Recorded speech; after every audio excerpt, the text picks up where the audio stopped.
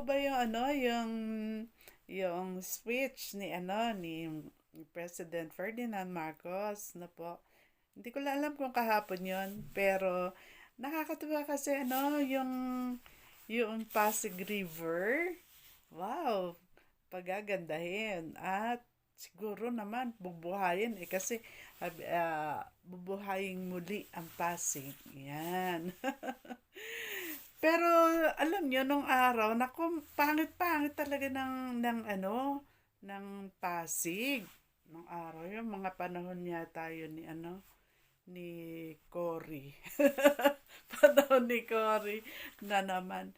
Ang pangit to noon, yung ang dami-dami pong squatter sa gilid-gilid, no, ng ilog. Tapos sobrang baho daw. Kasi hindi naman ako hindi naman ako sumakay nung araw doon. Pero nung nito nakaraan, siguro last year lang yun or the other year, 2022 na po. Alam niyo, sumakay kami sa ferry. Ba, ang ganda-ganda pala, ang ganda na rin naman ng mga gilid kasi sementado na, ganyan. Nung araw, alam niyo, may napanood akong pelikula yung Mutya ng Pasig. Ano, ano lang siya, mga, mga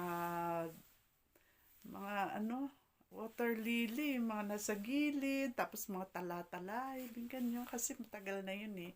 So, maganda pa yun noon. Parang bang fresh na fresh yung water. Pero nung mga panahon na nga ni Cory, nako, na siya, parang imburnal. Kasi, ganon. Pero, nung panahon naman ni Ramos, si Ming Ramos, yung first lady, pinaayos din yun. Pero ngayon, ang gagawin ni President Ferdinand Marcos Jr., talagang maglalagay ng park, ng mga establishments, yung pwede kang mag bike, mamasyal, di ba? Yun. Tsaka magkakaroon ng mga ferry, tsaka mas marami raw stations, ayan, ganyan. Can you imagine? Sa isip ko nga, kung gagawin yun, siguro magiging katulad yun no, nakapunta kasi ako sa Bangkok. Tapos sumakay kami sa floating restaurant. Gabi yun eh. Tapos makikita mo, pag habang naglalakbay yung floating restaurant, makikita mo yung mga iba't ibang mga buildings. Ganda! Yung palasyo nila, yung temple nila, yun, nakikita doon. At maganda kasi ngayon lighting, ganda. So, nawa maging gano'n naman din yung yung Pasig River natin, di ba? Maganda yun eh. Kapag ka nangyari yun. At maging kasi syempre, ewan ko, meron ba ba meron kayang nahuhuling isda doon? Palagay ko walang matitira, walang maaanong isda doon eh. Mabubuhay. Pero, posible po na na maging maraming isdang mabuhay doon kung bubuhayin muli. BBM din, po, yung ilog. Kasi, alam nyo, napunta rin ako sa Korea, yung tawag nila doon, Han River, nabuhay nila yun eh, no? Naging blue yung dating maraming tubig. At nawa, maging ganun din yung natin, yung Pasig River. Napakalaking river nun. Pag nandun kayo, wow, ang laki pala nun ng river na yan pagka kayo yung namamangka. So, yun po, isa yun sa positive na development na po. Maganda. Talaga yung president natin, talaga siya, no? Visionary. Pero gusto niya talaga makita yung Pilipinas na maunlad at mapayapa. Amen? Tapos, isa pa pong binalita niya ay magkakaroon na tayo ng satellite, no? Internet.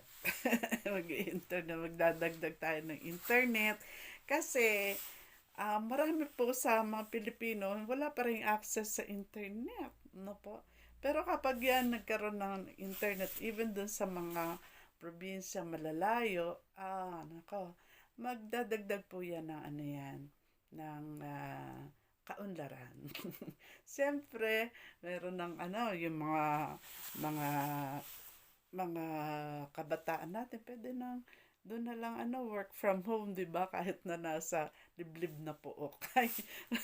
Ganon. So, at tawag nga nila doon ay agila. Yun, agila na internet, no? Siyempre maganda yung agila, no? Kasi it is soaring. Nagsosoar ang agila. Amen? So, yun po, para doon sa mga ano, sa mga Pilipino, tandaan po natin, patuloy natin ipanalangin ng ating presidente kasi talagang ang nasa puso niya at nilagay na yan sa kanya ng Diyos, no? Na ang ating bansa ay talagang umunlad at maging mapayapa. Yon.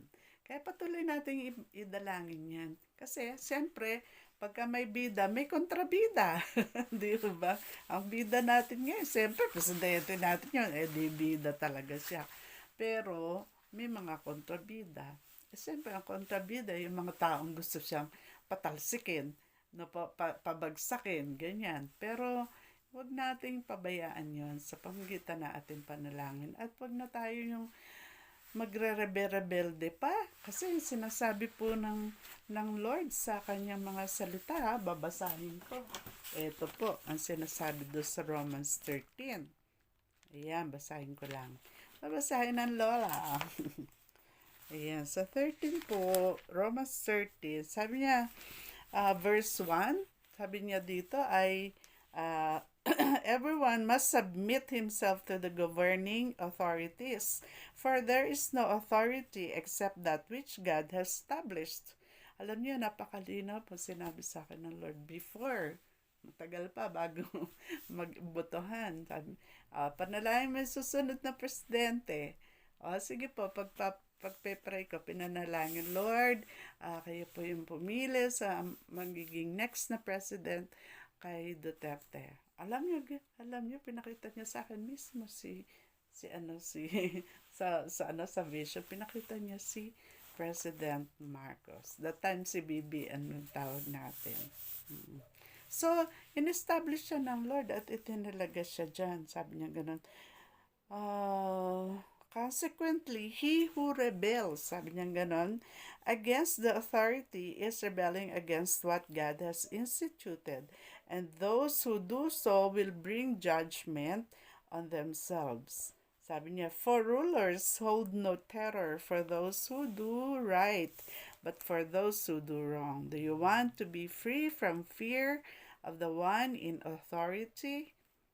Then do what is right, and he will commend you. For he is God's servant to do you good. But if you do wrong, be afraid, for he does not bear the sword for nothing. He is God's servant, an agent of wrath, to bring punishment on the wrongdoer. Therefore, it is necessary to submit to the authorities, not only because of possible punishment, but also because of conscience. So, yun po. At yun po yung sinasabi ng Bible. Na po, talagang wag po tayo magrebelde. Kasi may kaparusahan po yan. Po. Pero kung wala ka namang ginagawa at maayos ang yung pagsunod sa batas, no? Wala ka dapat ikatakot. Pero kung rebelde ka, sabi mo, ay nako, I withdraw my support to my president, to this president. Anyang ganun. Kayo, wag na kayong sumuporta dyan. Nako, nagre-rebelde yun. Meron po yung kaparusahan. So, yun po, wag niyo kalilimutan na subscribe kay Lola Madam. Po. Maginaw dito sa Baguio. So, anyway, ang tandaan po natin, nakapag ang Diyos ang ating gabay, kaysa yan ang buhay. God bless everyone. Bye-bye.